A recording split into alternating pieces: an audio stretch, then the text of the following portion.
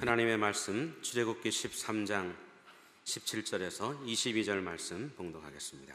바로가 백성을 보낸 후에 블레셋 사람의 땅의 길은 가까울지라도 하나님이 그들을 그 길로 인도하지 아니하셨으니 이는 하나님이 말씀하시기를 이 백성의 전쟁을 하게 되면 마음을 돌이켜 애굽으로 돌아갈까 하셨음이라.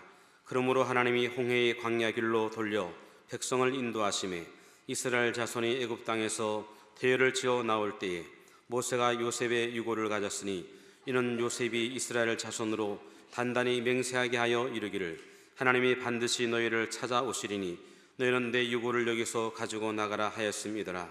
그들이 숫곳을 떠나서 광야 끝 에담의 장막을 치니 여호와께서 그들 앞에서 가시며 낮에는 구름 기둥으로 그들의 길을 인도하시고 밤에는 불 기둥을 그들에게 비추사 낮이나 밤이나 진행하게 하시니 낮에는 구름 기둥 밤에는 불 기둥이 백성 앞에서 떠나지 아니하니라. 아멘. 우리 옆에 계신 분 보고 한번 인사를 한번 해보겠습니다. 해피 뉴 이어. 그 소리 하는데 얼굴이 어려워서 빛납니다. 우리 저 베들레헴에서 예배 드리는 분들 할렐루야. 여러분도 행복하시고 해외에 있는 분들도 여러분 오늘 좋은 해 꼭 되시길 바랍니다. 희망찬 새해 첫 주간이 시작이 됐습니다. 할렐루야. 여러분 두툼한 카렌다를 이렇게 벽에 걸어놓고 계획과 또 기념일을 거기에 다 담아 놓습니다. 그리고 불확실한 미래임에도 하나님이 아름답게 해준다는 믿음을 가지고 설레임으로 기다리면서 한 걸음 한 걸음 걸어가고 있어요. 할렐루야. 그런데 올해를 가만히 보면 3.1 운동이 일어난 지 100주년이 되는 해입니다. 알렌 선교사가 우리나라에 들어온 지 135년이 되는 해예요. 복음이 이 땅에 떨어진 해입니다. 이승만 대통령이 자유민주주의 대한민국을 세운 지도 올해가 71년이 됐습니다. 우리 교회는 창립 40주년을 지나서 41주년으로 접어들었어요. 할렐루야. 참 이런 귀한 때에 우리는 첫 주간에 가나안을 정복하라 라고 하는 제목을 가지고 말씀을 듣게 됐습니다. 가나안이 무엇이기에 정복해야 되는가? 왜 가나안이 귀합니까? 라고 하는 질문을 받는다면 하나님께서 택한 백성에게 주시기로 약속한 땅이기 때문에 가나안이 귀하다. 그럼 오늘 그러면 비행기를 타고 가나안에 가야 됩니까? 그건 아니잖아요. 우리가 보면 성경의 의미를 깊이 깨닫고 영적으로 보면 바로 하나님의 약속의 땅에 머무는 거고 하나님이 원하는 심령을 가지는 거예요. 할렐루야. 그래서 가나안을 정복하는 자세로 불신앙을 정복하는 겁니다. 그리고 죄를 정복하고 염려를 정복하고 걱정과 질병과 분쟁과 모든 미움을 정복하는 해가 되는 거예요. 할렐루야. 하나님의 말씀으로 모든 환경을 정복을 하는 거예요. 정복을 하는 거예요. 그런데 하나님께서 가나안으로 가는 백성을 늘 보호해 주셨어요. 늘 보호했는데 이스라엘 백성들이 이제 요셉이 애굽에 먼저 가서 총리가 되고 또 총리가 된 요셉이 가나안에 기근이 드니까 그의 아버지 야곱을 모셔와서 그 지역에 사는 거예요. 그런데 흉년 때문에 야곱이 그곳에 온 것으로 그렇게 보여지지만은 창세기 15장에 보면 하나님께서 아브라함에게 하신 말씀이 있어요. 여호와께서 아브라함에게 이르시되 너는 반드시 알라. 내 자손이 이방에서 객이 되어 그들을 섬기겠고 그들은 400년 동안 내 자손을 괴롭히리니 그들이 섬기는 나라를 내가 징벌할지며 그 후에 내 자손이 큰 재물을 이끌고 나오리라 그랬단 말이에요. 그러면 그 가정이 하나님이 말씀하신 대로 된 거예요. 그런데 400년이 됐어요. 400년. 그래서 이스라엘 백성이 지금 여기에서 나와야 되는 거예요. 그래서 하나님이 약속의 땅 가나안을 얘기를 하시고 모세를 보내가지고 이스라엘 백성을 애굽에서 이제 나오게 하는 겁니다. 그 나오게 하려고 그러니까 애굽이 안 놔주는 거예요. 애굽 왕 바로가 자기들의 부리는 종이 나간다는 거 생각해 보세요. 안 보내주는 거예요. 안 보내줘. 그러니까 보내달라고 하니까 안 보내주니까 10가지 재앙을 거기에서 행하는 거예요. 뭐 피재앙, 파리재앙, 메뚜기 재앙을 행할 때 그 백성들은 그만큼 고생했어요. 엄청 고생했어요. 그런데 마지막 재앙으로 장자를 치는 재앙입니다. 그래서 양을 잡아가지고 문설주의 피를 이렇게 발라놓고 피가 없는 가정에는 이제 그 죽이는 신이 들어가서 장자를 치고 피가 있는 가정에는 보호해 주는 거예요. 그러면 그 당시에 그 출애굽이 될 때에 개입한 건 뭐냐 하면 어린 양이 개입, 양의 피가 거기에 피가 거기에는 소속적 구원이 아니라 피가 있으면 구원이고 피가 없으면 그 가정에 장자가 죽는 거예요. 그 역사적인 거죠. 여러분, 우리가 예수 그리스도가 십자가에 흘린 피, 이 보혈을 믿는 사람들에게는 인종 관계 없이 믿음으로 구원받는 거예요. 할렐루야. 아멘. 믿음으로 받아, 믿음으로.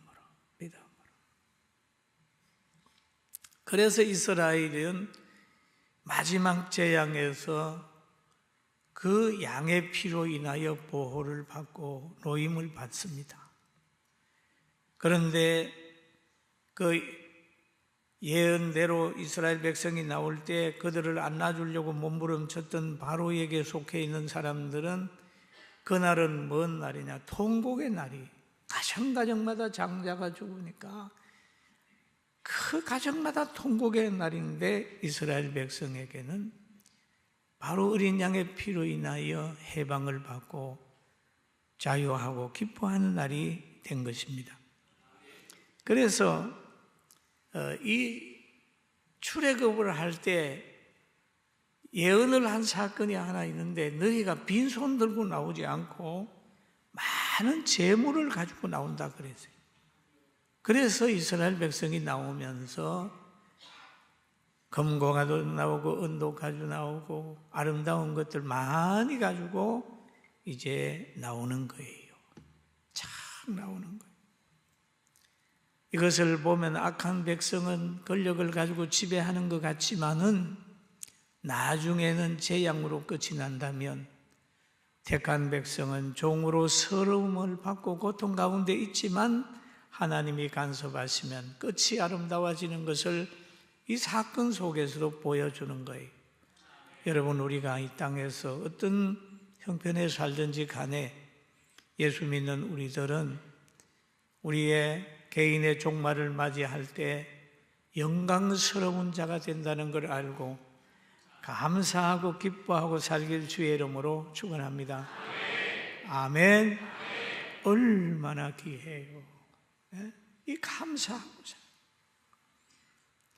그런데 오늘 성경 본문에 보니까 이런 내용이 나와요. 출애굽기 13장 17절의 내용인데, 바로가 백성을 보낸 후에 블레셋 사람의 땅의 길을 가까울지라도 하나님이 그들을 그 길로 인도하지 아니하셨으니, 이는 하나님이 말씀하시기를 이 백성이 전쟁을 하게 되면 마음을 돌이켜 애굽으로 돌아갈까 하셨습니다. 그랬어요. 가나안을 가는데 질러가는 길이 있어요. 홍해를 안 건너도 갈 수 있는 길이 있단 말이에요. 그런데 그 길을 가려니까 블레셋 사람이 거주하는 땅입니다. 그래서 가까운 길을 선택하지 아니하고 전쟁을 피해서 이에 돌아가는 거예요. 돌아가는데 그 길을 가만히 보면은 18절에 3장 18절에 보면, 그러므로 백성들이 전쟁을 보면 다시 애굽으로 돌아갈까 봐 하나님이 그곳을 피해서 돌아가게 만든다 그랬지요. 그러므로 하나님이 홍해와 강약길로 돌려 백성을 인도하심에 이스라엘 자손이 애굽 땅에서 대열을 지어 나올 때에, 그런 말이죠. 여러분, 홍해의 강약길로 돌려. 질러갈 수 있는데 홍해길과 강약길로 돌려간다. 여러분 이해 가십니까? 왜냐하면 길을 가는데 길도 없는 홍해가로 오는 거예요. 누가 봐도 이거는 아니잖아요. 홍해가 가로막혀 있는데, 바로의 군대가 막 따라오고 앞에는 홍해가 가로막혀 있는 거예요. 이거 어떻게 하면 좋을까요? 누가 모세를 보고 좋은 길로 인도했다고 하겠습니까? 누가 하나님이 좋은 길로 인도했다고 하겠습니까? 아무도 안 할 거예요. 그런데 이 길은 모세가 결정한 게 아니라 하나님이 모세 보고 홍해길로 가라고. 그럴 때 모세가, 여기 하나님이 모세에게 말하는 거예요. 너 기도해. 그러니 모세가 지팡이를 들고 손을 바다 위로 내밀어 그것이 갈라지게 하라. 이스라엘 자손이 바다 가운데서 마른 땅으로 행하리라. 하나님이 말씀하니까 모세가 순종했더니 홍해가 착 갈라졌어요. 할렐루야. 이게 하나님의 역사. 계획이나 예측 가지고는 안 되는 거예요. 눈으로 보고 마음으로 생각하고 경험하는 눈 가지고는 전능하신 하나님을 예측할 수 없고, 그것만을 가지고 가면 하나님 앞에 순종할 수가 없습니다. 우리가 늘 그러잖아요. 왜 하나님 저에게 복을 늦게 해줍니까? 왜 빨리 내 기도를 들어주지 않습니까? 하나님, 왜 악인이 저렇게 득세하는데 왜 참으십니까? 이렇게 기도하는 사람도 있을 수 있어요. 그러나 깊이 기도해 보면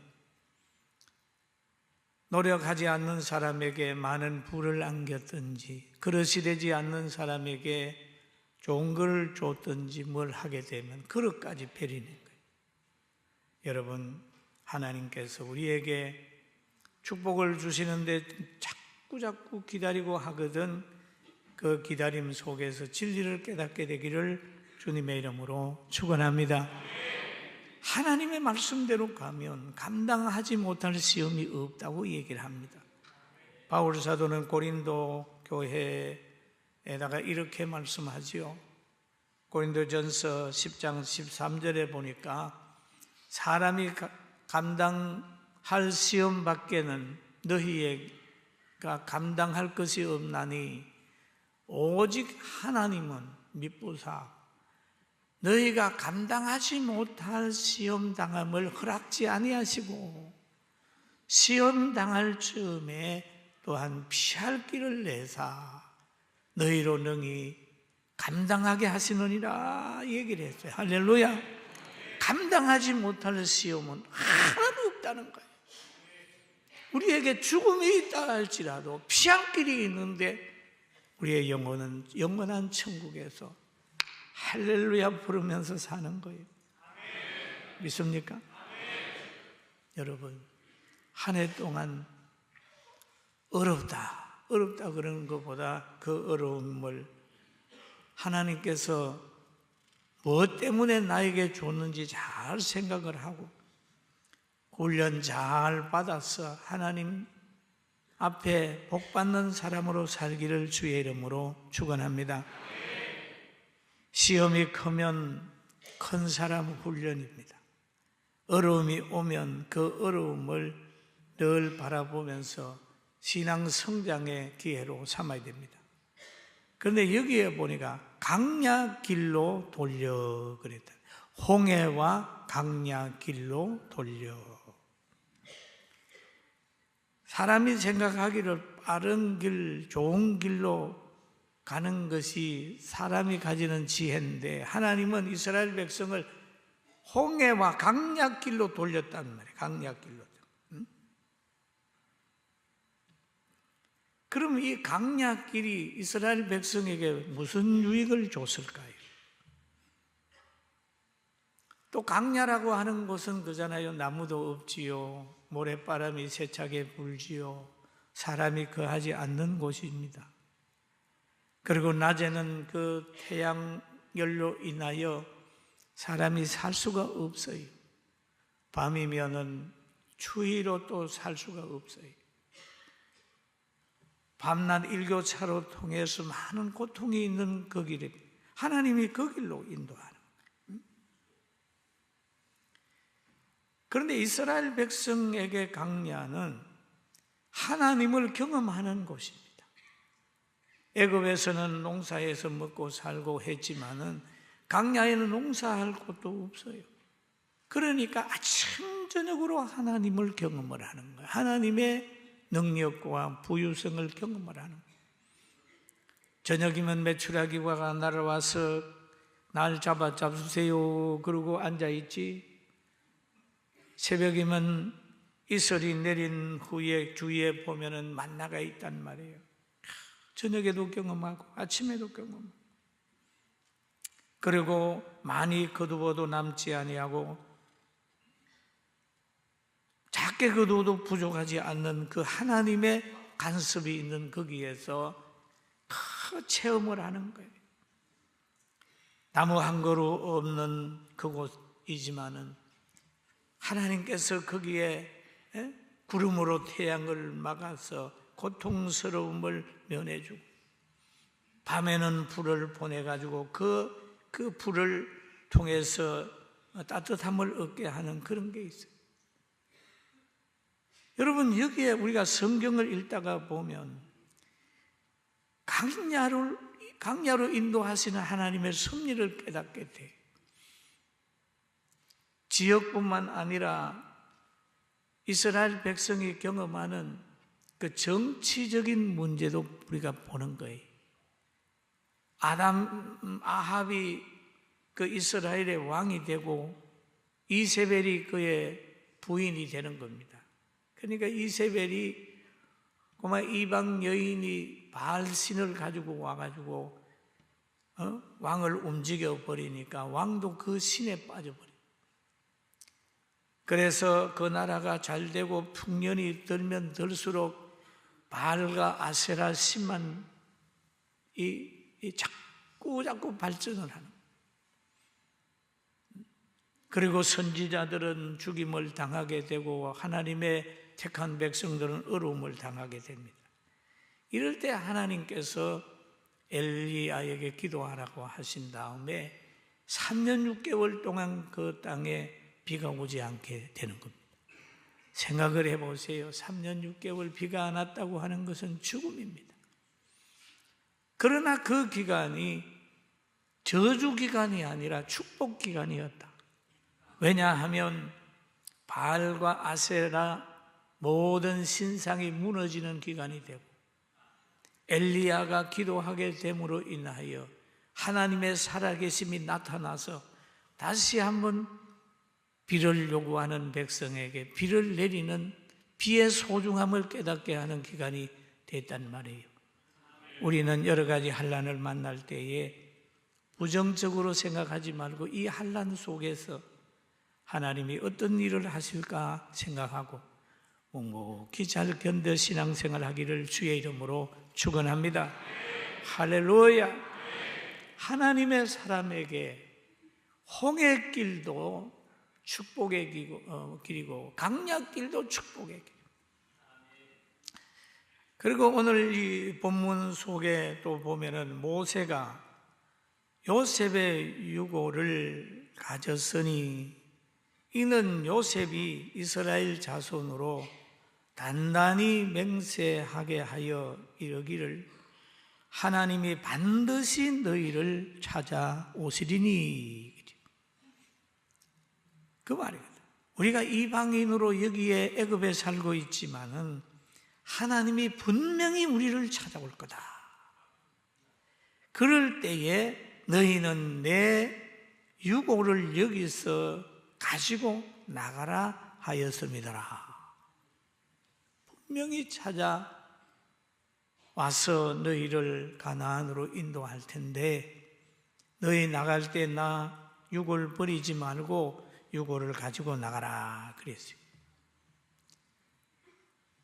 그 요셉이 종리로 있을 때 야곱이 거기에 와가지고 야곱이 세상을 떠날 때에 요셉은 자기의 종리의 권력을 선용해가지고 야곱을 저 고향으로 가서 장사를 지냈어요. 그런데 요셉 본인이 죽을 때는 자기는 끝난 권력이잖아요. 그잖아요. 응? 세상 말로 죽은 권력이잖아요. 힘이 없잖아요. 그러니까 애굽에 묻히는 거예요. 그런데 임종 직전에 유언을 하기를 분명히 하나님이 우리를 찾아올 거다. 그때는 나의 유고를 가지고 나가달라 이렇게 얘기를 해요. 참 믿음이 좋죠. 우리들도 정말 요셉처럼 유언할 기회가 있으면 여러분 다 있을 겁니다. 이럴 때 후손들에게 하나님 잘 믿으라고, 선한 사람이 잘 살더라고, 가난하고 병든 자 업신여기지 말고 돌보라고, 주님의 손이 되라고 자녀들에게 따뜻하게 유언하는 거룩한 입술이 되기를 주의 이름으로 축원합니다. 아멘. 그렇게 되는 거예요. 좋은 조상은 신앙의 유산을 자녀들에게 물려줘요. 그리고 하나님의 말씀에 확실한 말씀이 이루어진다는 걸 믿고 있는 거예요. 요셉이 뭘 아냐 하면 아브라함에게 하신 하나님의 말씀을 기억하고 있는 거예요. 400년 동안 객이 되지만 분명히 우린 나간다 라고 하는 그런 말을 하고 있고, 또 그 말을 들은 후손들은 늘 기억을 했다가 출애굽할 때 요셉의 그 유고를 가지고 나가는 그런 사람이 되었습니다.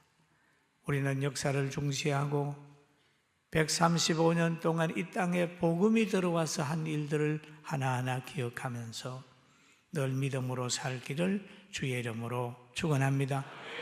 그리고 하나님께서 약속을 하시기를 출애굽기 20장 5절에 보면 이런 말씀이 있어요. 내 하나님 여호와는 질투하는 하나님인적, 나를 미워하는 자의 죄를 갚되 아비로부터 아들에게로 3, 4대까지 이르게 하거니와. 3, 4대까지 미워하는 사람은 벌을 받는다. 죄가 있게 하지만은 나를 사랑하고 내 계명을 지키는 자에게는 1000대까지 은혜를 베푸시느니라 그랬어요. 자녀에게 1000대까지 복받게 하는 거룩한 조상으로 살길 주의 이름으로 축원합니다. 올 한 해 우리가 이렇게 살아야 돼요. 그리고 또 보면 믿음으로 가는 사람들에게는 하나님의 보호가 계속 따라와요. 그들이 숫곳을 떠나니 강야 끝 에담의 장막을 치니 여호와께서 그들 앞에서 가시며 낮에는 구름 기둥으로 그들의 길을 인도하시고 밤에는 불기둥을 그들에게 비추사 낮이나 밤이나 진행하게 하시니. 할렐루야. 여기에 보면은 여호와께서 그들 앞에 가시며, 앞에 간다. 여러분, 앞서가는 사람은 인도자예요. 인도자예요. 예수님도 제자들을 부를 때에 나를 따르라 그랬습니다. 따라가는 거예요. 따라가는 거예요. 본을 보이는 거예요. 본을 따라간다. 앞서가는 사람은 위험을 만나도 먼저 만나요. 앞서가는 사람은 그 뒤에 오는 사람의 길을 닦아놓는 거예요.